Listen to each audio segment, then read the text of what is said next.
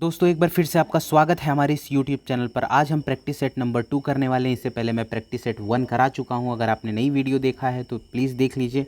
इसमें देखिए टोटल मैंने 150 क्वेश्चन लिया है, जो कि हूबहू उसी पैटर्न पे लिया गया है जैसा आप BPSC में देखते हैं।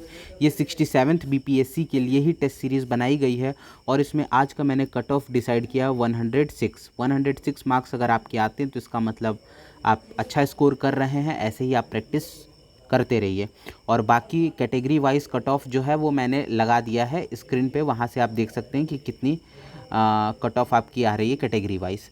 आइए देखिए, पहले नंबर पे है, कुछ क्वेश्चंस हैं जो मैथ्स से रिलेटेड हैं, तो इसमें मैं डायरेक्टली आंसर बता देता हूँ। आप एक बार पॉज करें और उनको सॉल्व करने की कोशिश करें। तो देखिए मैं पहले ही क्वेश्चन आपको दिखा देता हूँ ताकि आप देखिए, 2 क्वेश्चन यहाँ मैं दिखा दिया हूँ आपको। अब मैं इनके आंसर बता रहा हूँ।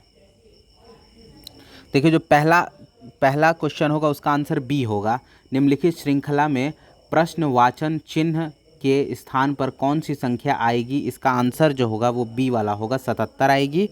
और दूसरा वाला जो है, एक नाव धारा के अनुकूल 16 किलोमीटर दूरी 4 घंटे में तय करती है तथा धारा के प्रतिकूल में 12 किलोमीटर दूरी 6 घंटे में तय करती है। शांत जल में नाव की गति क्या होगी? तो सेकंड वाला जो होगा उसका सही आंसर ऑप्शन नंबर सी होगा। उसके बाद देखिए अगला प्रश्न जो है वो तीसरे नंबर पे है। देखिए प्रश्न मैं पढ़ूंगा नहीं, मैं डायरेक्ट आंसर बता दे रहा हूँ। अभी मैं रुका हूँ, आप सॉल्व कर लीजिए, वीडियो को पॉज करिए और आंसर आप अपना डिसाइड कर लीजिए। ऑप्शन नंबर इसका सी और आंसर होगा और फोर्थ वाले का ऑप्शन नंबर बी होगा। और दोस्तों आप कमेंट में ज़रूर आप बताएं कि आपका कितना स्कोर रहा। उसके बाद फिफ्थ वाले का सही आंसर होगा ऑप्शन नंबर ए और 6 वाले क्वेश्चन का ऑप्शन नंबर सी सही होगा। अगला 7 वाला जो क्वेश्चन है, 7 वाले का जो सही आंसर होगा वो ऑप्शन नंबर ए होगा। 8 वाला क्वेश्चन जो है उसका सही आंसर ऑप्शन नंबर सी होगा। 9 वाला जो क्वेश्चन है उसका सही आंसर होगा ऑप्शन नंबर डी। 10 वाला जो क्वेश्चन है उसका सही आंसर होगा, देख लीजिए आप, पढ़ लीजिए, सॉल्व करिए। 10 वाला जो होगा उसका सही आंसर ऑप्शन नंबर डी होगा।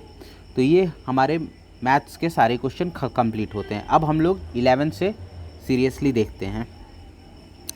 देखिए पहला जो प्रश्न है वो है, बिहार पर बख्तियार खिलजी के हमले का पहला विवरण कहाँ से प्राप्त होता है? तो 11वां जो है उसका सही आंसर ऑप्शन नंबर बी होगा, तबकात ए नासिरी से प्राप्त होता है। 12वां प्रश्न है, बिहार में वर्ष 1857 के विद्रोह का नेतृत्व किसने किया? ये तो सभी को लगभग पता होगा, 12 का ऑप्शन नंबर सी होगा। और ये देखिए ये क्वेश्चन BPSC भी बहुत बार रिपीट करती है, इसलिए यहाँ पे इस टेस्ट सीरीज में भी ले लिया गया है इस क्वेश्चन को। अगला प्रश्न जो है, देखिए बिहार प्रांतीय किसान सभा का गठन किसने किया? तो 13वां जो है उसका सही आंसर ऑप्शन नंबर ए होगा, स्वामी सहजानंद सरस्वती। अगला है, वर्ष 1939 में बिहार में अंबारी सत्याग्रह का नेतृत्व किसने किया? तो इसका आंसर होगा, राहुल सांकृत्यायन ने किया अंबारी सत्याग्रह का नेतृत्व। अगला प्रश्न है, 1830 में के दशक में पटना नगर केंद्र था। 15वें का सही आंसर होगा ऑप्शन नंबर डी, बहावी आंदोलन का केंद्र था। 16वां है, हड़प्पन संस्कृति के संदर्भ में शैलकृति स्थापत्य के प्रमाण कहाँ से मिले हैं? तो 16वें का ऑप्शन बी, धौलावीरा सही होगा। अगला प्रश्न देखिए, क्षणिकवाद का प्रतिपादन किसने किया?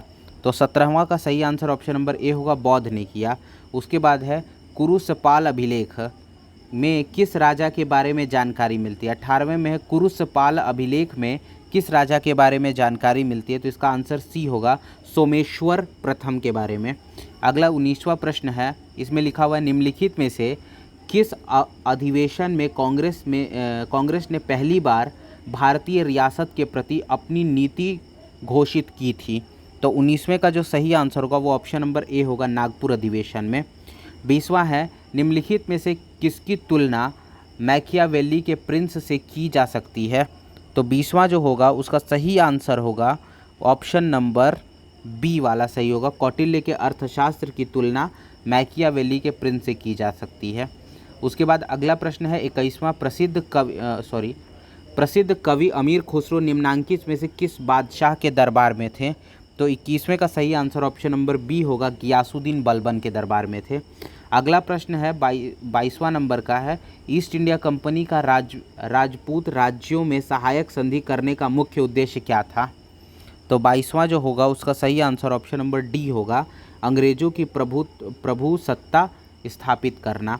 अगला प्रश्न है प्रश्न नंबर 23वां, सिंधु सभ्यता के बारे में निम्नलिखित में से कौन सा कथन असत्य है। असत्य कथन यहाँ पे चुनना है आपको। 23वें का जो असत्य है वो देखिए, सिंधु घाटी के लोग लोहे से परिचित नहीं थे और यहाँ पे लिखा हुआ है लोहे से परिचित थे, तो यही वाला असत्य हो जाएगा, बाकी सब सत्य है।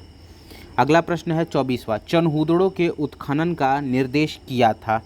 किसने चनहूदड़ों के उत्खनन का निर्देश दिया था? तो 24वें का सही आंसर ऑप्शन नंबर ए होगा, J.H. मैके ने दिया था। अगला है ऋग्वैदिक धर्म था। ऋग्वैदिक धर्म था 25वें का जो सही आंसर होगा वो ऑप्शन नंबर ई होगा। देखिए इसको चेक कर लीजिएगा, ऋग्वैदिक धर्म था, तो इसका आंसर ई वाला होगा। अगला प्रश्न है 26वां, नौ नालंदा महाविहार किसके लिए विख्यात था? नौ नालंदा महाविहार किसके लिए विख्यात था? पाली अनुसंधान संस्थान के लिए।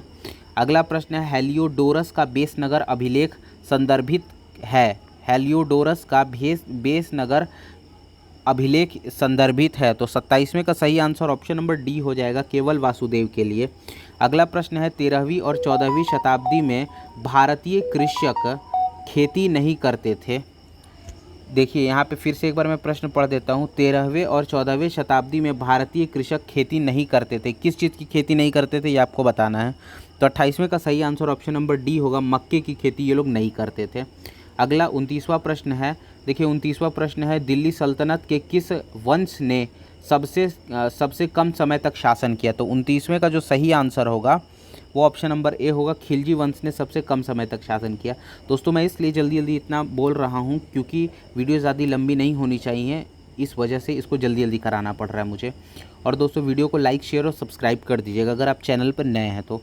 आइए देखते हैं 30वां क्वेश्चन। मुझे विश्वास है कि कांग्रेस अपने विनाश की तरफ जा रही है और मेरी यह बड़ी इच्छा भारत में रहते हुए होगी कि मैं इसके शांति प्रिय निधन के लिए मैं इसका सहायक बनूं। यह कथन किसका है? तो 30वां जो प्रश्न है उसका सही आंसर ऑप्शन नंबर सी होगा, लॉर्ड कर्जन ने ऐसा बोला था।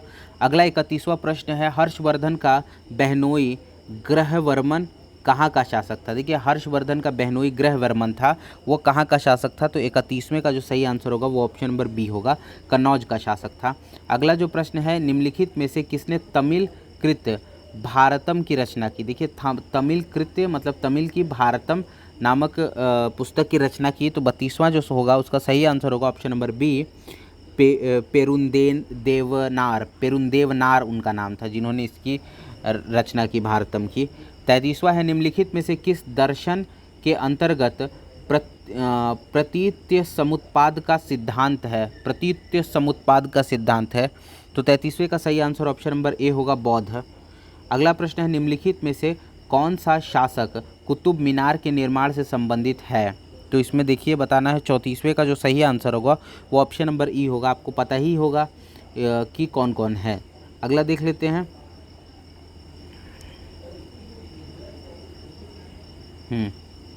अगला प्रश्न 35वां है।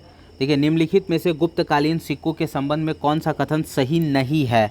तो 35वां जो होगा उसका सही आंसर होगा ऑप्शन नंबर डी, गुप्त राजाओं द्वारा जारी किए गए सबसे अधिक सिक्के तांबे के थे। ये वाला बात जो है वो सही नहीं है, बाकी सब गुप्तों के बारे में सही है। एक बार मैं इसको पढ़ना चाहता हूँ कि गुप्तों के बारे में क्या क्या चीज़ें सही हैं।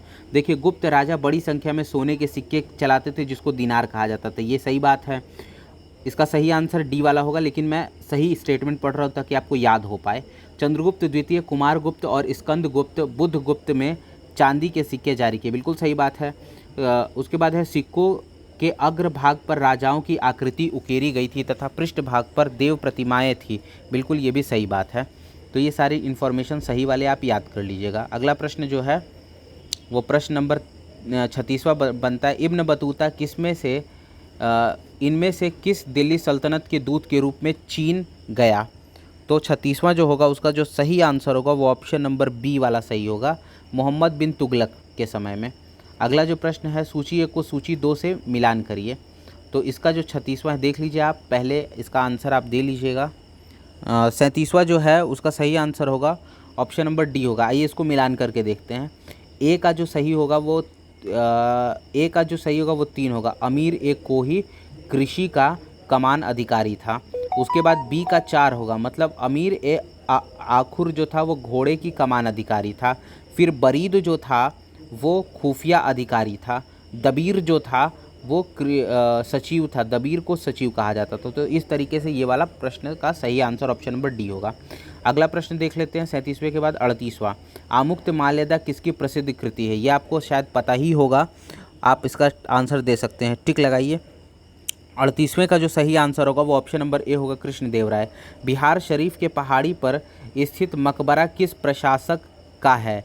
बिहार शरीफ के पहाड़ी पर स्थित मकबरा किस प्रशासक का है?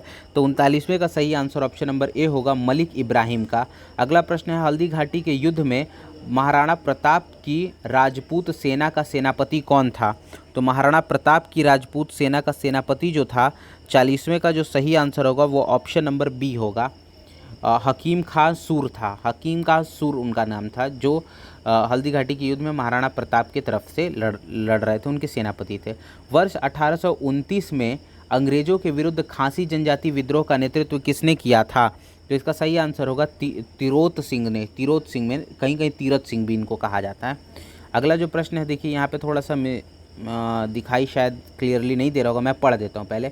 देखिए, एक तरफ संगठन है, एक तरफ व्यक्ति हैं, आपको बताना है कौन सा सही सुमेलित नहीं है। तो पहले नंबर पे लिखा हुआ है यंग बंगाल आंदोलन, और इधर लिखा हुआ है हेनरी विवियन डरेजियो। यहाँ पे लिखा हुआ है बहिष्कृत हितकारिणी सभा, इधर लिखा हुआ है ज्योतिबा फूले। यहाँ पे लिखा हुआ है थियोसॉफिकल सोसाइटी, इधर लिखा हुआ है कर्नल अलकाट। यहाँ पे लिखा है यूनाइटेड पैट्रियोटिक, यहाँ पे लिखा है सैयद अहमद खान। अब इसमें बताना है आपको सही आंसर कौन सा नहीं है। तो जो इसका सही आंसर होगा 42वें का जो सही होगा वो बी वाला, देखिए गलत है। बहिष्कृत हितकारिणी सभा की ज्योतिबा फूले नहीं थी, बाकी सब एकदम सही सुमेलित है। सही वाले आप पढ़ के सकते हैं, याद कर सकते हैं अगर आपको याद ना हो तो। अगला 43वां प्रश्न पे आते हैं, 43वें पे आते हैं। निम्नलिखित अधिनियमों में से किसके द्वारा भारत परिषद को समाप्त कर दिया गया? देखिए, भारत परिषद अधिनियम को कब समाप्त कर दिया गया, किस अधिनियम द्वारा? तो 43वें का जो सही आंसर होगा वो ऑप्शन नंबर सी होगा, भारत शासन सरकार अधिनियम 1935 द्वारा। उसके बाद आता है बिहार में तिनकठिया प्रथा किस क्षेत्र में प्रचलित थी? ये आपको आसानी से पता ही होगा। 44वें का जो सही आंसर होगा वो ऑप्शन नंबर सी होगा, चंपारण में ये प्रथा थी। अगला देखिए, सविनय अवज्ञा आंदोलन, मैं थोड़ा सा इसको बड़ा कर देता हूँ ताकि क्लियरली आपको दिखाई दे। नेक्स्ट है, सविनय अवज्ञा आंदोलन के दौरान सरोजिनी नायडू ने कहाँ पर नमक डिपो पर धावा बोलने के लिए सत्याग्रहियों का नेतृत्व किया था? तो 45वें का सही आंसर ऑप्शन नंबर बी होगा, धरासना में, आपको पता भी होगा। वर्ष 1813, 46वां प्रश्न है, वर्ष 1813 के चार्टर एक्ट से भारत में अंग्रेजी नीति में किस क्षेत्र में मौलिक परिवर्तन आया? तो 46वें का सही आंसर ऑप्शन नंबर बी होगा, शिक्षा में। अगला प्रश्न देख लेते हैं, रहनुमाई मजदायान सभा के संबंध में व्यक्तियों में कौन सा सही नहीं है, ये आपको बताना है कौन सा सही नहीं है। तो इसका आंसर होगा गोविंद रनाडे जी जो थे वो रहनुमाई मजदायान सभा से संबंधित व्यक्ति नहीं थे। अगला प्रश्न है, भारत में डाक टिकट किस अंग्रेजी गवर्नर जनरल ने प्रारंभ किया? तो आपको पता ही होगा, लॉर्ड डलहौजी ने प्रारंभ किया था। 48वें का सही आंसर ऑप्शन नंबर ए ही होगा। अगला प्रश्न देख लेते हैं 49 वाला, हंटर आयोग। देखिए, इसको मैं क्लियरली नहीं दिख रहा है, मैं पढ़ देता हूँ एक बार। हंटर आयोग वर्ष 1882 का मुख्य उद्देश्य क्या था? तो पहला ऑप्शन दिया हुआ है प्राथमिक शिक्षा की स्थिति का आकलन एवं सुधार सुझाना, बी ऑप्शन है पुलिस सुधार सुझाना, या फिर सी ऑप्शन है भारत में क्रांतिकारी आंदोलन की जांच करना, डी ऑप्शन है भारतीय साहित्य का अंग्रेजी में अनुवाद करना, ई ऑप्शन है उपयुक्त में से कोई नहीं या एक से अधिक। तो 49 जो हंटर आयोग बनाया गया था 49 वाला, उसका सही आंसर जो होगा वो ऑप्शन नंबर ए होगा, प्राथमिक शिक्षा की स्थिति का आकलन एवं सुधार करने के लिए बनाया गया था। अगला प्रश्न है, बिहार राज्य में गंगा के किनारे स्थित जिलों की संख्या कितनी है? देखिए, 50वां जो है ये थोड़ा सा अजीब सा क्वेश्चन पूछा गया है। तो 50वें का जो सही आंसर होगा वो ऑप्शन नंबर सी आपका होगा, 12 जिले ऐसे हैं बिहार के जो गंगा के किनारे हैं। अगला प्रश्न है, निम्नलिखित में से कौन सा देश भौगोलिक क्षेत्र की दृष्टि से सीमा रहित सबसे बड़ा देश है? तो 51वां का जो सही आंसर होगा वो ऑप्शन नंबर सी होगा, जापान। अब अगला प्रश्न जो है वो 52वां है, निम्नलिखित भारत के अतिरिक्त प्रायद्वीपीय पर्वत निर्मित हुए हैं। भारत के अतिरिक्त प्रायद्वीपीय पर्वत निर्मित हुए हैं किस महाकल्प में हुए हैं, ये आपको बताना है। तो 52वां का जो सही आंसर होगा वो ऑप्शन नंबर डी होगा, सेनोजोइक महाकल्प में विकसित हुए हैं। अगला प्रश्न है क्रिकेट बैट के लिए विलो, देखिए विलो नाम की लकड़ी यूज़ की जाती है क्रिकेट बैट के लिए, वो कहाँ से प्राप्त की जाती है? तो 53वें का जो सही आंसर होगा वो ऑप्शन नंबर डी होगा, शंकु वृक्ष वन से प्राप्त की जाती है। अगला प्रश्न है महासागरों की सतह पर सूर्य और चंद्रमा के गुरुत्वाकर्षण से बनती हैं। देखिए अगर महासागरों की सतह पर सूर्य और चंद्रमा के गुरुत्वाकर्षण से क्या बनती है? तो 54वें का सही आंसर ऑप्शन नंबर सी होगा, ज्वार भाटा बनती है। अगला प्रश्न देखते हैं 55वां है निम्नलिखित राज्यों में से कौन सा राज्य बांग्लादेश से अपनी सीमा नहीं बनाता है? तो अगर आपको मैप याद होगा तो इसका आंसर आप अच्छे से दे सकते हैं। तो 55वां जो होगा उसका सही आंसर ऑप्शन नंबर बी होगा, नागालैंड। अगला प्रश्न है निम्नलिखित में से कौन सी मिट्टी बिहार में पाई जाती है? तो बताइए बिहार में कौन सी मिट्टी पाई जाती है? तो 56वें का जो सही आंसर होगा ऑप्शन नंबर ई होगा, सारी मिट्टियाँ लगभग बिहार में पाई जाती हैं। 56 के बाद 57 देख लेते हैं। बिहार के कृषि जलवायु क्षेत्र में दक्षिण बिहार के मैदानी भाग के अंतर्गत कौन सा जिला नहीं आता है? दक्षिण बिहार के मैदानी भाग के अंतर्गत कौन सा जिला नहीं आता है? तो 57वें का जो सही आंसर होगा ऑप्शन नंबर डी, गोपालगंज नहीं आता है। अगला प्रश्न है देखिए निम्नलिखित में से पटना शहर का अक्षांशीय और देशांतरीय स्थिति बताइए। तो देखिए थोड़ा सा इसमें आप अंदाज़ा लगा के आंसर टिक लगा सकते हैं। तो 58 का जो सही आंसर होगा वो ऑप्शन नंबर ए होगा, 25.737 नॉर्थ से लेकर 85 डिग्री 13 मिनट ईस्ट तक है। तो ये चीज़ आप एकदम से याद रखिएगा पटना का, क्योंकि पूछा जा सकता है। निम्नलिखित में से गलत जोड़े का चुनाव करें। तो 59 का जो सही आंसर होगा वो ऑप्शन नंबर सी होगा, राजगीर पक्षी विहार पटना में नहीं है, तो यही वाला जोड़ा गलत है। बाकी सब देख लीजिए, सही वाले याद कर लीजिए। भीम बांध वन्य जीव अभ्यारण्य मुंगेर में है, वाल्मीकि पश्चिमी चंपारण में है, नकटी बांध पक्षी विहार जो है वो जमुई में है। अगला प्रश्न देख लेते हैं, क्वार्टजाइट खनिज बिहार के किस जिले में पाया जाता है? देखिए क्वार्टजाइट की बात करी जा रही है, तो 60वें का सही आंसर ए, जमुई में पाया जाता है। उसके बाद है काकोलत जलप्रपात बिहार के किस जिले में अवस्थित है? 61 वाला। तो काकोलत जलप्रपात बिहार के किस जिले में अवस्थित है? तो 60 का सही आंसर ऑप्शन नंबर ए हो, सॉरी 60 नहीं है, 61 है। तो 61 का जो सही आंसर होगा वो बी वाला होगा, नवादा में स्थित है। दोस्तों कई बार हड़बड़ी में गड़बड़ी हो जाती है, लेकिन मैं कोशिश करता हूं कि ज़्यादा से ज़्यादा गलती ना हो। तो इसका सही आंसर 61वें का बी वाला होगा। अब देखिए 62वां है, निम्नलिखित नगरों में अलकनंदा एवं भागीरथी कहाँ मिलकर गंगा नदी बनाती हैं? तो 62वां जो होगा उसका सही आंसर ऑप्शन नंबर डी होगा, देवप्रयाग में मिलकर गंगा नदी बनाती है। अगला प्रश्न है किस देश में भारत के एक नए वाणिज्यिक दूतावास खोलने को मंजूरी दी गई है? देखिए करंट अफेयर से संबंधित है। 63वें का जो सही आंसर होगा ऑप्शन नंबर ए होगा, मालदीव में। कोपेन के जलवायु वर्गीकरण के अनुसार उत्तर बिहार की जलवायु किससे प्रदर्शित किया जाता है? तो 64वें का जो सही आंसर होगा ऑप्शन नंबर ए, CWA द्वारा प्रदर्शित की जाती है, CWA द्वारा। अगला 64वें का ए होगा। अगला प्रश्न जो है 65, डुगोंग किस जैव मंडल संरक्षण क्षेत्र का प्रमुख जीव है? डुगोंग। तो देखिए ये भी करंट अफेयर्स का बहुत ही आजकल चर्चा में रहा है, क्योंकि तमिलनाडु में ये पाया गया। ऑप्शन नंबर इसका बी सही होगा, मन्नार की खाड़ी में। 65वें का ऑप्शन नंबर बी होगा। 66वां देख लेते हैं, धूमकेतु किसके इर्द गिर्द परिक्रमण करता है? तो बताइए इसका आंसर 66 का क्या होगा? तो ऑप्शन नंबर सी सही आंसर होगा। अगला प्रश्न देख लेते हैं, भारत के पश्चिम तटीय मैदान के उत्तरी भाग में जिस अन्य नाम से जाना जाता है उसको, देखिए भारत के पश्चिम तटीय मैदान के उत्तर भाग को जिस नाम से जाना जाता है उसको क्या कहते हैं? तो 67 का जो सही आंसर होगा वो ऑप्शन नंबर सी होगा। आपको पता ही है कोंकण कहा जाता है, क्योंकि यहाँ से यहाँ तक छोड़िए, इसके बाद की इधर वाले पार्ट को क्या कहा जाता है? कोंकण कहा जाता है। तो इसका आंसर कोंकण होगा। अगला प्रश्न देख लेते हैं 68, नीचे दिए गए नदियों पर विचार कीजिए तथा बताइए कि इनमें से कौन सी नदी अपने मुहाने पर डेल्टा बनाती है? तो देखिए डेल्टा कौन सी नदी बनाती है ये आपको बताना है। तो 68 का जो सही आंसर होगा वो ऑप्शन नंबर ई होगा। देखिए लगभग सभी नदियाँ डेल्टा बनाती हैं, क्योंकि सभी नदियाँ गाद लेके जाती है। देखिए जिसमें से सबसे ज़्यादा तो इसका सही आंसर होगा ऑप्शन नंबर ई होगा। अब अगला प्रश्न देख लेते हैं, निम्नलिखित में से कौन सा देश अदन की खाड़ी से घिरा हुआ है? देखिए ऑप्शन आपको मैं दिखा देता हूँ। अदन की खाड़ी से कौन सा देश घिरा हुआ है, ये क्वेश्चन है। 69 का जो सही आंसर होगा वो ऑप्शन नंबर डी वाला होगा। डी आंसर आपका सही है, केवल 2 और 3। तो ओमान और सोमालिया, सॉरी 2 और 3 ना, यमन और सोमालिया जो है वो बंगाल अदन की खाड़ी से घिरा हुआ है। अगला प्रश्न देख लेते हैं।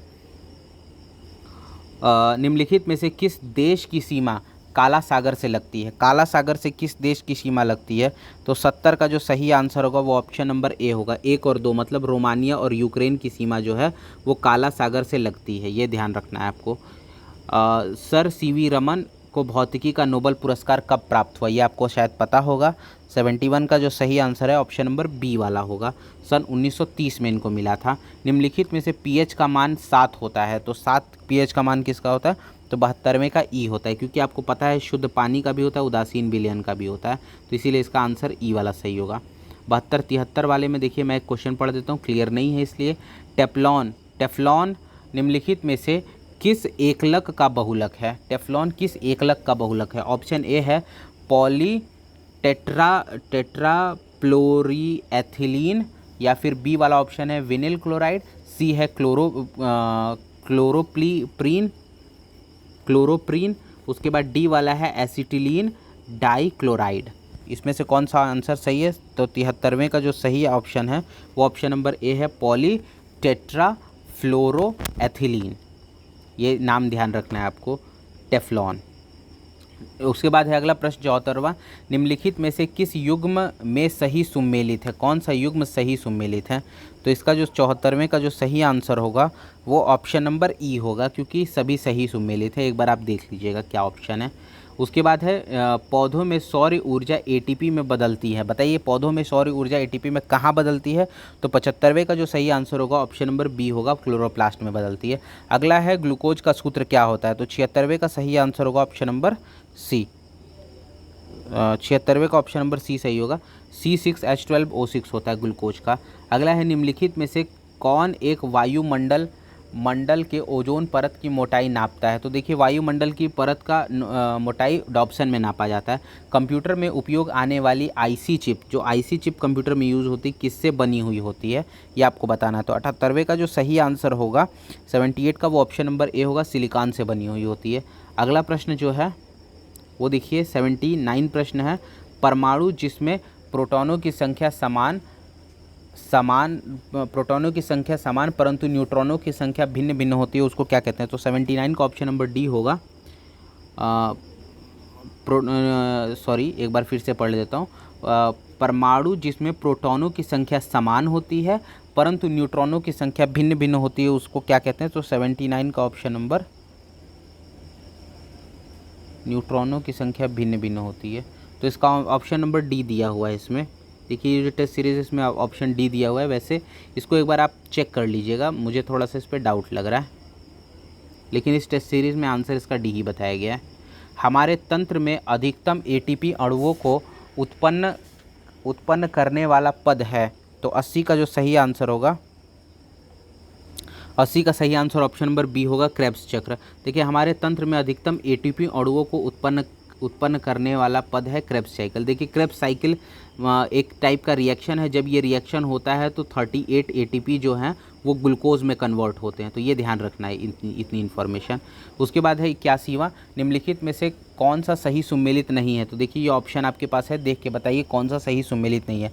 मैं आंसर बताता हूँ, 81 का जो सही आंसर होगा वो ऑप्शन नंबर बी होगा, मतलब अनुवांशिक रोग, क्षय रोग जो है वो अनुवांशिक रोग नहीं है, बाकी सब सही है। एक बार आप इसको रीड कर लीजिएगा। अगला प्रश्न देख लेते हैं 81 के बाद 82 है, द्रव अवस्था में परिवर्तित हुए बिना ठोस अवस्था से सीधे गैस एवं वापस ठोस में बदलने की प्रक्रिया क्या कहलाती है? तो 82 का जो सही आंसर होगा वो ऑप्शन नंबर सी होगा, ऊर्ध्वपातन कहलाती है। अगला प्रश्न है, किसी अभिक्रिया में पदार्थों का अपचयन मतलब ऑक्सीडेशन तब होता है जब उसमें, 83 का जो सही आंसर होगा वो ऑप्शन नंबर बी होगा, ऑक्सीजन की वृद्धि या हाइड्रोजन का ह्रास होता है। अगला प्रश्न जो है वो स्टेनलेस स्टील बनाने में लोहे के साथ किस धातु को मिलाया जाता है? तो 84 का जो सही आंसर होगा वो ऑप्शन नंबर ई होगा, ऑप्शन नंबर ई होगा, इसका आंसर ई वाला ही सही होगा। अगला प्रश्न है, यूरिया में नाइट्रोजन की मात्रा कितने प्रतिशत होती है? तो 85 का सही आंसर ऑप्शन नंबर सी है, 46% होती है। अगला प्रश्न जो है वो निम्नलिखित में से दो तंत्रिका कोशिकाओं के मध्य खाली स्थान को क्या नाम दिया जाता है? तो 86 का जो सही आंसर होगा वो बी वाला होगा, सिनैप्स कहा जाता है। दो तंत्रिकाओं के बीच के खाली स्थान को सिनैप्स कहा जाता है। 86। 87 का जो सही आंसर 87 देखिए, निम्नलिखित में से पादप हार्मोन नहीं है, तो पादप हार्मोन कौन सा नहीं है ये आपको बताना। तो 87 का जो सही आंसर होगा वो ऑप्शन नंबर डी होगा, एड्रीनेलिन जो है वो पादप हार्मोन नहीं है, बाकी सब पादप हार्मोन है, ऑक्सिन, जिब्रेलिन और साइटोकाइनिन। बताइए जिब्रेलिन का वर्क क्या होता है, ये कमेंट में आप ज़रूर बताएं। अगला प्रश्न है, निम्नलिखित में से पुनरुद्भवन के उदाहरण है, पुनरुद्भवन के उदाहरण है। 88 का जो सही आंसर ऑप्शन नंबर डी हो, ई वाला ऑप्शन सही होगा, 88 का ई होगा। उसके बाद अगला प्रश्न देख लेते हैं 89 में है, निम्नलिखित में से कौन मानव में मादा जनन तंत्र का भाग नहीं है? तो 89 का सही आंसर ऑप्शन नंबर सी होगा, शुक्रवाहिनी। अगला है, पीतल एक मिश्र धातु है, पीतल किसका मिश्र धातु है? तो 90 का जो सही आंसर होगा सी होगा, जस्ता और तांबे का मिश्र धातु है। अगला देख लेते हैं, कार्बन नैनोट्यूब निम्नलिखित में से किस संरचनात्मक परिवार का सदस्य है? कार्बन नैनोट्यूब किस संरचनात्मक परिवार का सदस्य है? तो 91 का जो सही आंसर होगा वो ऑप्शन नंबर सी होगा, फुलेरीन्स का है। उसके बाद 92 वाला प्रश्न जो है वो है, पेयजल में निम्न में से किसकी अधिकता के कारण ब्लू बेबी सिंड्रोम हो जाता है? तो ये आपको पता होगा, 92 का सही आंसर ऑप्शन नंबर डी होगा, नाइट्रेट की अधिकता हो जाने पर ब्लू बेबी सिंड्रोम होता है। अगला है, मानव पूंजी में बढ़ता हुआ विनियोग अग्रसारित करता है।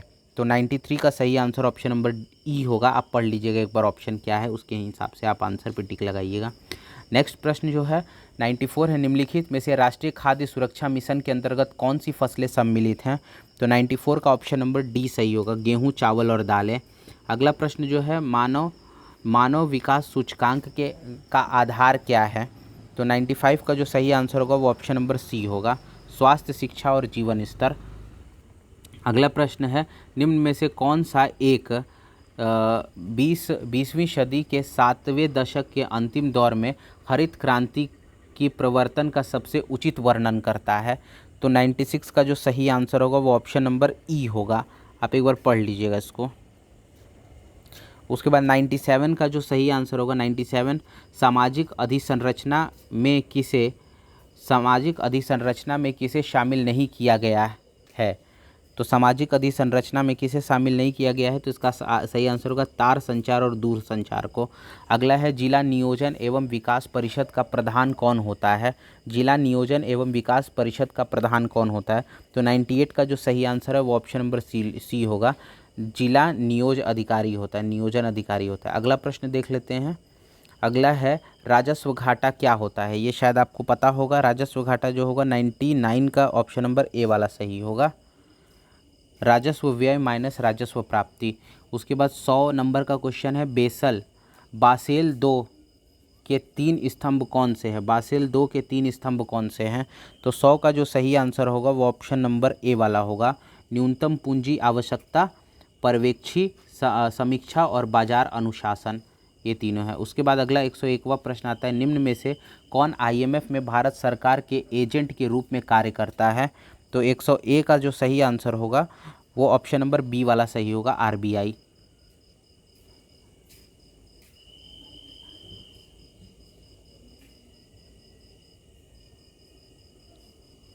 अगला प्रश्न देखिए, 101 वाला हो गया। अब 102 देखते हैं, नाफूस का पूरा नाम क्या है? 102 का जो सही आंसर होगा वो ऑप्शन नंबर ए होगा, national fund for unorganised sector. 102 का जो सही आंसर होगा 102 वाले क्वेश्चन का वो ऑप्शन नंबर बी होगा, 102। नाफूस का फुल फॉर्म क्या होता है? सॉरी, ऑप्शन नंबर ए होगा, national fund for unorganised sector. 102 का सही आंसर ऑप्शन नंबर ए होगा। अगला प्रश्न देख लेते हैं, 103, यदि किसी राज्य सरकार को कृषि और ग्रामीण विकास संस्थानों को मदद करने के लक्ष्य को पूरा करने के लिए धन की ज़रूरत होती है तो वह धन सरकार को कहाँ से मिलता है? तो 103 का जो सही आंसर होगा वो ऑप्शन नंबर सी होगा, नाबार्ड से मिलता है। अगला प्रश्न है, नेशनल स्पॉट एक्सचेंज लिमिटेड पर क्या बेचा जा सकता है? नेशनल स्पॉट एक्सचेंज लिमिटेड पर क्या बेचा जा सकता है? तो 104 का सही आंसर ऑप्शन नंबर बी होगा, वस्तु बेची जा सकती है। अगला प्रश्न जो है वो 105वां है। तो 105वें का 105 है, निम्नलिखित में से क्या आरबीआई के प्रत्यक्ष नियंत्रण में नहीं है?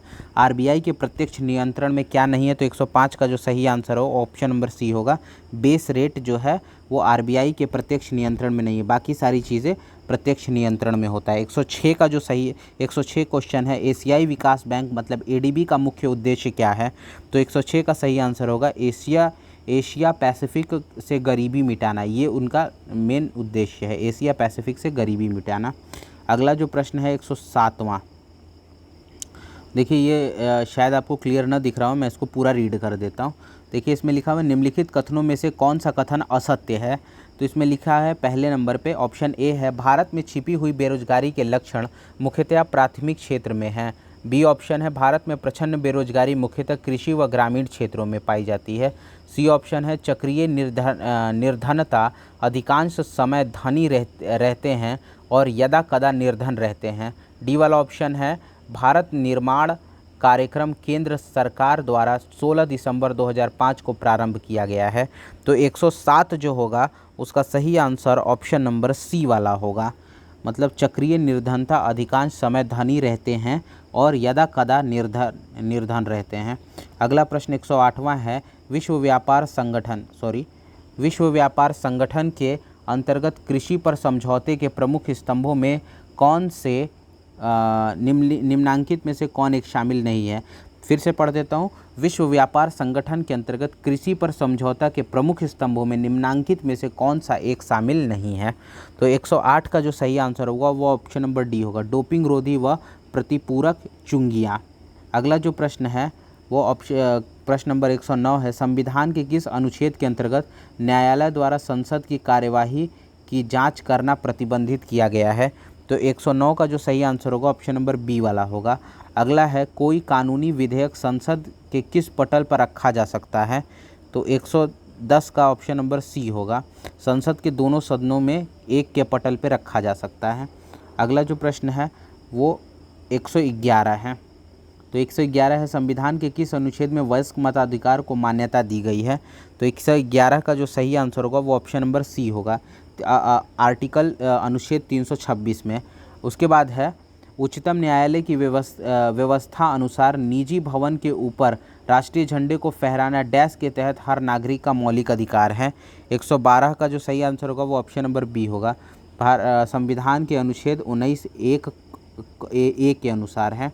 अगला प्रश्न 113वां है, भारत का कार्यपालिका अध्यक्ष एग्जीक्यूटिव हेड कौन होता है? तो 113 का सही आंसर ऑप्शन नंबर ए होगा, राष्ट्रपति होता है। अगला जो प्रश्न है, पंचायती राज प्रणाली किस सूची का विषय है? देखिए मैं ऑप्शन पढ़ देता हूँ, ए में है संघ सूची, बी में है राज्य सूची, सी में है समवर्ती सूची, डी में है उपर्युक्त में से कोई नहीं। तो 114वें का सही आंसर ऑप्शन नंबर बी होगा, राज्य सूची। उसके बाद है, भारत के राष्ट्रपति का रिक्त स्थान कितने समय में भर लिया जाना चाहिए? तो 115वें का जो सही आंसर है ऑप्शन नंबर डी, 6 माह में भर लेना चाहिए। अगला प्रश्न है, संविधान के अनुच्छेद 74(1) के अनुसार राष्ट्रपति को सहायता और सलाह देने के लिए एक मंत्री परिषद होगी, जिसका मुख्य कौन होता है? तो सही आंसर ऑप्शन नंबर ए होगा, प्रधानमंत्री। अगला प्रश्न देख लेते हैं 117वां, निम्नलिखित में से कौन भारत के उपराष्ट्रपति के निर्वाचन में भाग लेता है? तो 117वें का जो सही आंसर होगा सी वाला ऑप्शन सही होगा। यहाँ पे ऑप्शन आप देखिए, सी वाला सही होगा, 1 और 4 दोनों सही होगा। तो 1 का मतलब उपराष्ट्रपति के निर्वाचन में लोकसभा के अध्यक्ष सदस्य शामिल होते हैं, लोकसभा के सदस्य शामिल होते हैं, साथ ही साथ राज्यसभा के भी सदस्य शामिल होते हैं। तो ये दोनों लोग मिलकर उपराष्ट्रपति को चुनते हैं। अगला प्रश्न है, निम्नलिखित में से 17वीं लोकसभा के अध्यक्ष कौन है? तो 17वीं लोकसभा के अध्यक्ष 118वें का जो सही आंसर होगा वो option number B, Om Birla जी होंगे। अगला है, किस अनुच्छेद के तहत राज्यपाल को सहायता और सलाह देने के लिए मंत्री परिषद का प्रावधान है? तो 119वें का सही answer option number A, article 163 के अंतर्गत। अगला आता है 120, निम्नलिखित में से एक असत्य विकल्प को चुनिए। तो असत्य विकल्प को देखिए चुनिए। 120वें का जो सही आंसर होगा वो ऑप्शन नंबर ई होगा। देख लीजिएगा, हो सकता है कि सारे ही कथन सत्य हों, इसलिए इसका आंसर ई है। एक बार आप पढ़ जरूर लीजिएगा इसको। 121वें का जो 120वां हो गया 120, जस्ट अ मिनट, उसके बाद 121, यहाँ पे देखिए 121। नई शिक्षा नीति को लागू करने वाला भारत का प्रथम राज्य कौन सा है? नई शिक्षा को लागू करने वाला भारत का प्रथम राज्य कौन सा है? तो 121 का जो सही आंसर होगा वो ऑप्शन नंबर डी होगा, कर्नाटक। उसके बाद हाल ही में किस राज्य में भारत के पहले अंतर्राष्ट्रीय समुद्री मध्यस्थता केंद्र को स्थापित किया जा रहा है? तो 122वें का सही आंसर ऑप्शन नंबर सी होगा, गुजरात में। 123वां है, वर्ष 2021 का साहित्य का नोबेल पुरस्कार किसे प्रदान करने की घोषणा की गई? 123वें का जो सही आंसर होगा वो ऑप्शन नंबर बी होगा, अब्दुल रज्जाक गुरनाह को। घोषणा की गई नहीं, दे दिया गया इन्हीं को। अगला प्रश्न है, राष्ट्रीय मानवाधिकार आयोग का नया अध्यक्ष किसे नियुक्त किया गया? राष्ट्रीय मानवाधिकार आयोग का, तो 124वें का जो सही आंसर ऑप्शन नंबर डी वाला होगा, न्यायमूर्ति अरुण कुमार मिश्रा जी को। अगला प्रश्न है, भारत के मुख्य न्यायाधीश के रूप में किसे नियुक्त किया गया? तो आपको पता ही है एन वी रमन्ना जी को किया गया था, एन वी रमन्ना जी को किया गया था। 126वें का है, सही विकल्प का चुनाव करें। 126वें का जो सही आंसर होगा वो ऑप्शन नंबर ई होगा, आप चेक कर लीजिएगा। उसके बाद है 127वां, निम्न में से सुमेलित विकल्प का चयन करें। तो 127वें का जो सही आंसर होगा वो ऑप्शन नंबर ई होगा, सही विकल्प। अब अगला प्रश्न जो है वो 128वां प्रश्न है, नीति आयोग द्वारा जारी सतत विकास लक्ष्य SDG 2021 में शीर्ष स्थान पर कौन रहा है? तो 128वें का सही आंसर ऑप्शन नंबर डी होगा, केरला। अगला प्रश्न 129वां है, वित्तीय वर्ष 2021-22 में वार्षिक राज्य बजट में जेंडर बजट को शामिल करने वाला देश का पहला राज्य कौन बन गया है? तो 129 का जो सही आंसर होगा वो ऑप्शन नंबर डी होगा, आंध्र प्रदेश बन गया है। उसके बाद अगला प्रश्न है, 7 जून 2021 को किसे संयुक्त राष्ट्र महासभा के 76वें सत्र का नया अध्यक्ष चुना गया था? ये न्यूज़ थोड़ी सी पुरानी हो गई है। अब्दुल्ला शाहिद को चुना गया था, अब 77वें सत्र के भी नए को चुन लिया गया है। आप उनका नाम बताएंगे। 77वें सत्र के संयुक्त राष्ट्र महासंघ के अध्यक्ष चुने गए हैं, वो किस देश के थे और साथ ही साथ उनका नाम क्या है वो बताएंगे आप, अभी जो हाल ही में चुने गए हैं। अगला प्रश्न है, भारत की पहली भूतापीय बिजली परियोजना की शुरुआत किस राज्य या केंद्र शासित प्रदेश में की गई है? तो 131वां जो होगा उसका सही आंसर ऑप्शन नंबर बी होगा, लद्दाख के में। उसके बाद IMD द्वारा जारी विश्व स्मार्ट सिटी सूचकांक 2021 में शीर्ष स्थान किसे प्रदान किया गया? तो 132वें का सही आंसर ऑप्शन नंबर डी होगा, सिंगापुर को प्रथम स्थान। देखिए ये 2021 की रिपोर्ट है, क्योंकि पेपर में 21 का भी पूछ सकता है, 22 का भी पूछ सकता है, तो इसलिए ये वाला इंपॉर्टेंट हो जाता है, इसलिए इसको याद रखिएगा। ये भी याद रखिएगा, विश्व स्मार्ट सिटी रिपोर्ट IMD द्वारा जारी किया जाता है। 51वें भारतीय अंतर्राष्ट्रीय फिल्म महोत्सव में किस देश को फोकस देश का दर्जा दिया गया? तो 133वें का जो सही आंसर होगा 133वें का वो ऑप्शन नंबर सी होगा, बांग्लादेश को। किस देश की सरकार ने समुद्र में दुनिया की पहली ऊर्जा द्वीप के निर्माण को मंजूरी दी है? तो 134वें का सही आंसर ऑप्शन नंबर सी होगा, मतलब डेनमार्क को। अगला प्रश्न देख लेते हैं 34वें के बाद 35वां, किस व्यक्ति को तीसरे रविंद्रनाथ टैगोर साहित्य पुरस्कार 2020 प्रदान किए जाने की घोषणा की गई है? तो 135वें का सही आंसर ऑप्शन नंबर सी होगा, राजकमल झा को। 36वां प्रश्न देख लेते हैं, रक्षा मंत्री राजनाथ सिंह ने, अगला प्रश्न देखिए 36वां है, रक्षा मंत्री राजनाथ सिंह ने किसे चुनिंदा भाषण का संकलन लोकतंत्र के स्वर का लोकार्पण किया है? तो 136वें का जो सही आंसर होगा option number D, Ramnath Kovind ji को। अगला प्रश्न है 137वां, हाल ही में खबरों में रही लक्ष्मी प्रिया महापात्रा का निधन हो गया, वह किस क्षेत्र से संबंधित है? तो 137वें का जो सही आंसर होगा ऑप्शन नंबर बी होगा, नृत्यांगना वो थी 137वें का। और 138वें, हाल ही में खबरों में रही सीमिया सुलू हसन किस देश की प्रथम महिला राष्ट्रपति चुनी गई थी? तो 138वें का सही आंसर ऑप्शन नंबर सी होगा, तंजानिया की। अगला प्रश्न 139वां है, हाल ही में चर्चा में रहा बुशहर परमाणु संयंत्र किस देश में स्थित है? तो बुशहर परमाणु संयंत्र जो है वो ईरान में स्थित है।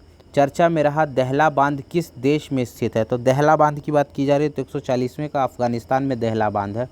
अगला प्रश्न 141वां देख लेते हैं, किस देश ने अपने पहले मंगल मिशन के लिए पहला अंतरिक्ष होप प्रोब भेजा था, तो ये यूएई ने भेजा। देखिए ये सीडीपीओ बीपीएससी सीडीपीओ में भी ये क्वेश्चन आ चुका है, सॉरी बीपीएससी सीडीपीओ में भी ये क्वेश्चन आ चुका है, तो इसलिए ये क्वेश्चन थोड़ा इंपॉर्टेंट हो जाता है। अगला प्रश्न देख लेते हैं, किस भारतीय मूल के पत्रकार को वर्ष 2021 का पुलित्जर पुरस्कार दिया गया? पुलित्जर पुरस्कार किसको दिया गया वर्ष 2021 का? तो एक ध्यान रखिएगा 21 का दिया गया है, तो 142वें का जो है वो ऑप्शन नंबर सही होगा, ई वाला ऑप्शन सही होगा। अब इसमें बताइएगा किसको दिया गया है। अगला प्रश्न है, हाल ही में प्रधानमंत्री गरीब कल्याण अन्न योजना के विस्तार बढ़ाकर कर दिया गया है, कितने कब तक कर दिया गया? तो 143वें का जो सही आंसर होगा वो ऑप्शन नंबर बी होगा, सितंबर 2022 तक। हाल में चर्चा में रहे भाला फेंक खिलाड़ी नीरज चोपड़ा एथलेटिक्स में ओलंपिक स्वर्ण पदक जीतने वाले पहले भारतीय बने हैं। इन्होंने कितने मीटर तक मतलब कि सर्वश्रेष्ठ प्रदर्शन किया और पदक हासिल किया? कितने मीटर तक इन्होंने भाला फेंका था, एक्चुअल में प्रश्न ये है। तो 144वें का सही आंसर ऑप्शन नंबर ए होगा, 87.58 मीटर तक इन्होंने भाला फेंक दिया था।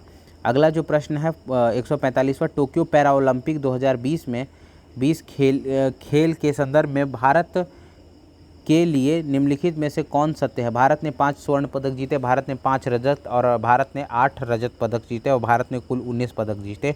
पैरा ओलंपिक के बारे में बताया जा रहा है। तो 145वें का जो सही आंसर होगा ऑप्शन नंबर बी होगा। कौन सा सही नहीं है, सॉरी मैंने गलत पढ़ दिया, कौन सा सत्य नहीं है? तो इसका आंसर ऑप्शन नंबर बी वाला सत्य नहीं है।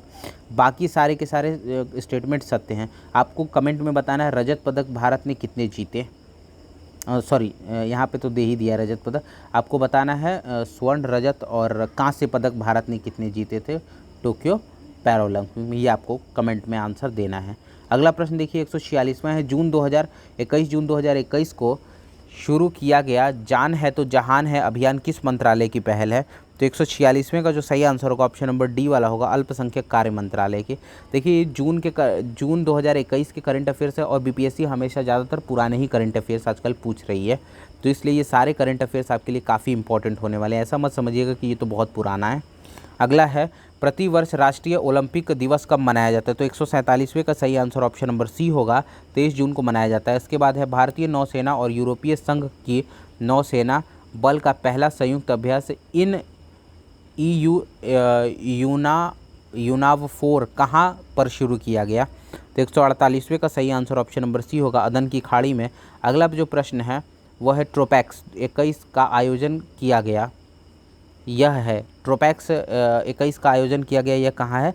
तो इसका आंसर ऑप्शन नंबर बी होगा, द्विवार्षिक युद्धाभ्यास है ट्रोपैक्स 21 किया गया, यह है द्विवार्षिक युद्धाभ्यास है। अगला प्रश्न है 150वां, प्रधानमंत्री मातृ वंदना योजना के लाभार्थियों की संख्या में इजाफा दर्ज हुआ है, यह योजना के संबंध में कौन सा विकल्प सत्य है?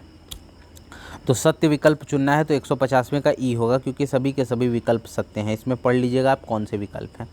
तो दोस्तों उम्मीद करते हैं कि 150 क्वेश्चन था और 150 के 150 क्वेश्चन आपको समझ में आए होंगे। और अगर आप इसकी पीडीएफ चाहते हैं तो आप हमारे टेलीग्राम लिंक से जुड़ सकते हैं, वहाँ पे मैं आपको इसकी पीडीएफ प्रोवाइड कर दूँगा।